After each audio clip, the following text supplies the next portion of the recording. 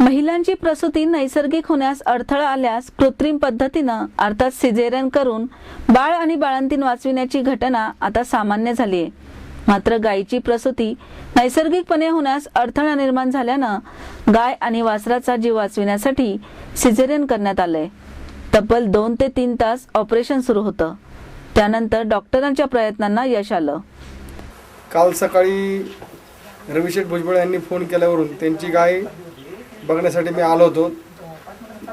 तर लघवीच्या जागेमधून मी तपासणी केली असता असं लक्षात आलं की गर्भाशयाला 45 डिग्रीपेक्षा जास्त पीळ आहे व ती हा सदर पीळ गायीला पलटी देऊन काढणं अशक्य आहे। त्यानंतर आम्ही सीझर करायचा निर्णय घेतला आणि आम्ही 2 वाजता सीझर सुरू केलं व 5 वाजता सीझर पूर्ण झालं। गाय म्हणजे माता अशी रवी भुजबळ आणि परिवाराची श्रद्धा आहे। त्यांच्याकडे 8 भारतीय गायी आहेत। अगदी तळहाताच्या फोडाप्रमाणे भुजबळ कुटुंबीय त्यांचं संगोपन करतात। आम्ही एका शेतकरी कुटुंबातील माणसं आहोत। आमच्यासाठी ही गाय म्हणजे जणू जीव की प्राणच आहे। ह्या गायीला परवा दिवशी त्रास व्हायला लागला, त्याच्यामुळे काल सकाळी लवकर आम्ही डॉक्टरांना फोन करून त्यांना बोलून घेतलं। इथं डॉक्टरांना चेक करायला सांगितलं।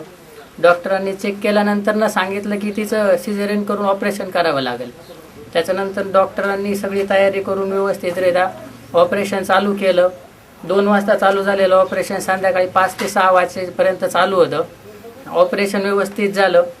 जर लवकरात लवकर काही उपाययोजना केली नसती तर गायीला प्राण पण गमावे लागले असते।